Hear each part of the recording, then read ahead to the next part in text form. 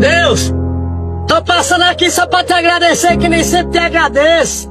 Obrigado por tudo, todas as coisas que tem feito na minha vida, na vida de todos que estão ao meu redor, Senhor Deus. 2024 não foi um ano muito fácil não, Senhor. Mas só tenho que te agradecer por tudo, todas as coisas. O Senhor sabe que eu poderia ser qualquer pessoa, Senhor Deus. Mas escolhi ser eu mesmo. E na faculdade da vida, Senhor, eu aprendi foi apanhando, o Senhor mesmo viu. Mas eu tô ensinando sem bater.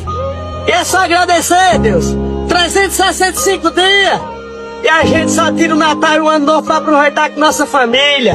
Eu sei que não é fácil, mas o Senhor sabe da minha correria, da minha batalha, eu nunca desisto.